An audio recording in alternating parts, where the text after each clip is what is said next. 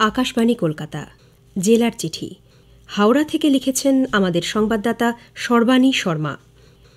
হাওড়া জেলায় শীতের আমেজ উপভোগ করছেন জেলাবাসী।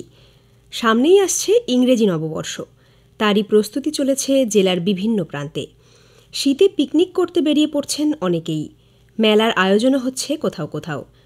22শে ডিসেম্বর থেকে ডুমুরজলার ষষ্ঠীনারায়ণ ইকো পার্কে পার্ক স্ট্রিটের ধাঁচে হাওড়া পুর নিগমের উদ্যোগে আয়োজিত হয়েছে বড়দিনের কার্নিভাল। চলছে প্রতিদিন দুপুর 2টো থেকে রাত 10টা পর্যন্ত। এই কার্নিভাল চলবে 2রা জানুয়ারি পর্যন্ত। প্রতি বছরের মতো এবারও ক্রিসমাস উপলক্ষে বেলুড় মঠে মূল মন্দিরে যিশু পুজোর আয়োজন করে মঠ কর্তৃপক্ষ। সন্ধ্যারতির পর যিশুর ছবির সামনে সন্ন্যাসীরা গান ক্যারলের মাধ্যমে যিশুর আরাধনা করে থাকেন।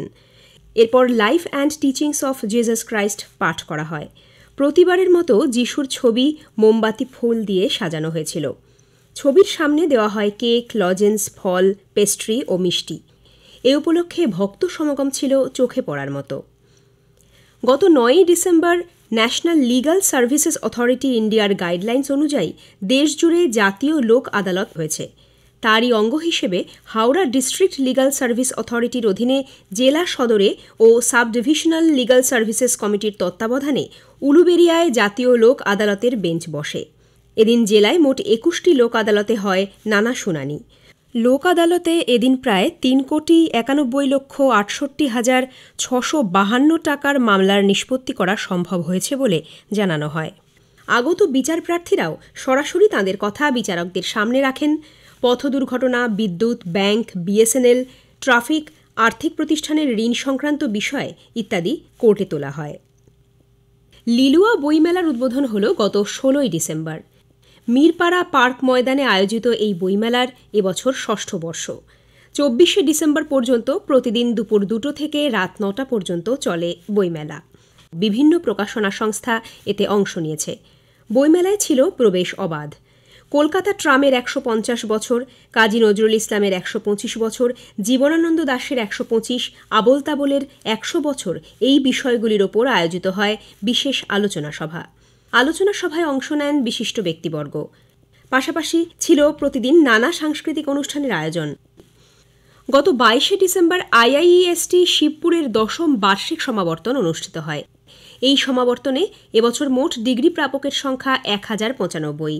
10টি কোর্সের মোট 657 জন স্নাতক ছাড়াও বিভিন্ন শাখার 366 জন ছাত্রছাত্রীকে স্নাতকোত্তর ডিগ্রি, 3 জনকে ডুয়াল ডিগ্রি এবং 69 জনকে পিএইচডি প্রদান করা হয় বলে জানিয়েছেন আইআইইএসটির শিবপুরের জয়েন্ট রেজিস্ট্রার, একাডেমিক এবং পাবলিক রিলেশনস অফিসার ড. নির্মাল্য কুমার ভট্টাচার্য। এছাড়াও বিভিন্ন বিভাগের সর্বোচ্চ নম্বর প্রাপ্ত 32 জন কৃতী ছাত্রছাত্রী পদক পান।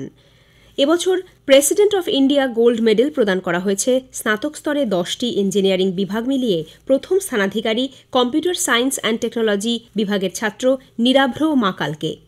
গণেশচন্দ্র মিত্র মেমোরিয়াল মেডেল দেওয়া হয়েছে স্কুল অফ ভিএলএসআই টেকনোলজির ছাত্রী দীপশিখা সাহাকে। ইনি সবকটি বিভাগ মিলিয়ে স্নাতকোত্তরদের মধ্যে প্রথম স্থান অধিকার করেছেন। ভারতের 4র্থ প্রজন্মের ফাইটার হালকা যুদ্ধবিমান তেজস প্রোগ্রামের প্রাক্তন প্রধান ডিজাইনার এবং আইআইটি বিএইচইউ বারাণসীর বোর্ড অফ গভর্নর্সের চেয়ারম্যান ড. কোটা হরিনারায়ণ প্রধান অতিথি হিসেবে সমাবর্তনে তাঁর বক্তব্য রাখেন।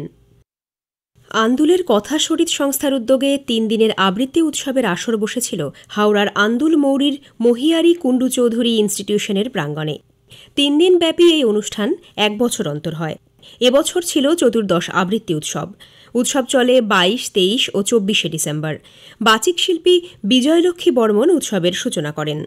ব্রততী বন্দ্যোপাধ্যায়, জগন্নাথ বসু, উর্মিমালা বসু, দেবেশ ঠাকুর প্রমুখ বিশিষ্ট শিল্পীদের পাশাপাশি কবি বিনায়ক বন্দ্যোপাধ্যায়, দেবব্রত দত্ত, অদিতি বসুরায় প্রমুখ এতে যোগ দেন।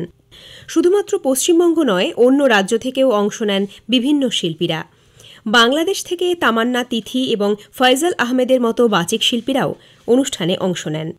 শেষ দিন ছিল আবৃত্তির ওপর আলোচনা। জেলার চিঠি শেষ হল। হাওড়া থেকে পাঠিয়েছেন আমাদের সংবাদদাতা সর্বাণী শর্মা।